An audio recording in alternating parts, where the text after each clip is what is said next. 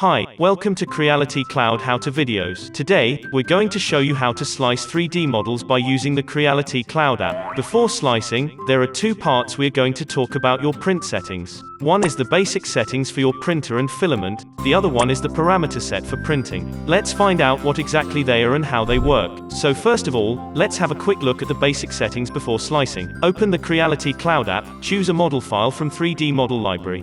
Then tap the Slice button in the middle and enter to slice. In the slicing interface, you can preview your model file from all perspectives by rotating with one finger or zooming with two fingers. Firstly, choose a 3D printer on the list you want to print with. If you can't find the printer you want, you can add it by yourself. You can add your commonly used printers to My Printers, so next time when you set for printing, you can go straight forward to My Printers, and quickly find the printer you want. Secondly, choose one of the filaments you want to print with. We have PLA or ABS for you to choose from, or you can add your preference by yourself. Thirdly, adjust the file size by setting numbers or scaling by percentage. The three parameters of file size will be scaled in the same proportion at the same time when they are under a 1:1 equal ratio. When cancelling uniform, you can adjust one of the parameters, while others remain. If you regret setting the file size, tap on Reset will restore the previous transformation to its initial state. Next, you can adjust the angle of model placement respectively in the directions of the X, Y, and Z axis in rotation. Now we move forward to the next part, the print parameter settings. Tap on Others for more advanced print settings. First come into our site is Quality Settings, which helps you improve your 3D print quality by lowering the layer height. Layer height controls the height of the slices or layers. Thinner layers give better accuracy but take more time to print. Line width defines the width of a single printed line. Basically, it should be close to the nozzle size. Inside models, we provide different patterns for infill settings, which may cause different effects on the printed infill structure.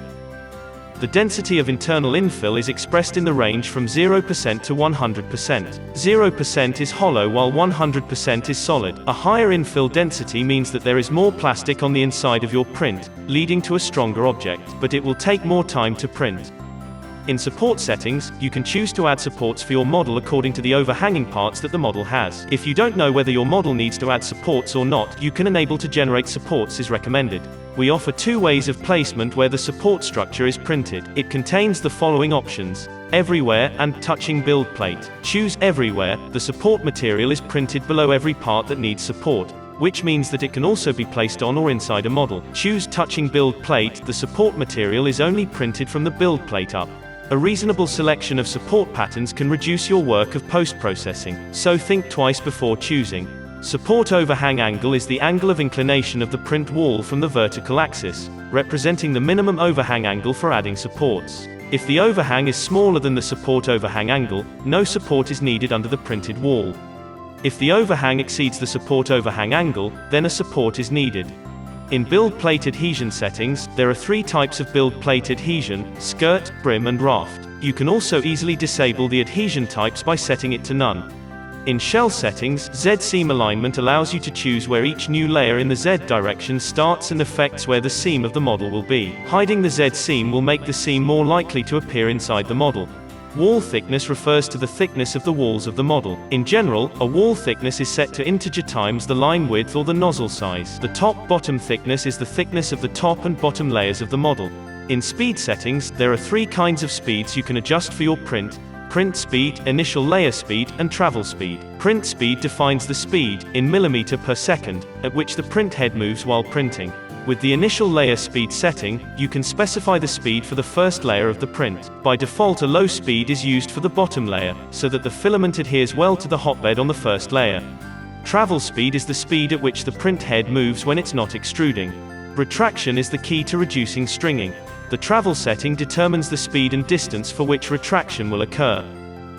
Retraction distance is the length of filament that's pulled back by the extruder every time retraction occurs. Retraction speed is the speed at which the extruder motor drives back the filament. 3D printer temperature is an essential setting for success. Nearly every filament currently in use is a thermoplastic. Each has its own temperature requirements. You can set the nozzle temperature as the manufacturer recommended, and heating your hotbed can effectively prevent the model from warping when printing the first layer. A slightly warmer hotbed during the layer reduces the chance of warping. Vars mode is a setting that tells your printer to print the outer edge of your model in a continuous single extrusion. With Vars mode, almost any shape can be printed with the thickness of a single wall. If you're new to 3D printing and have no idea to deal with these advanced, somehow complicated settings, you can only modify the following 3 sets of parameters, and keep the other parameters at default. Finally, you're all set. You can preview all the parameters you just set and save them as a profile for the next print. Now, you're good to go.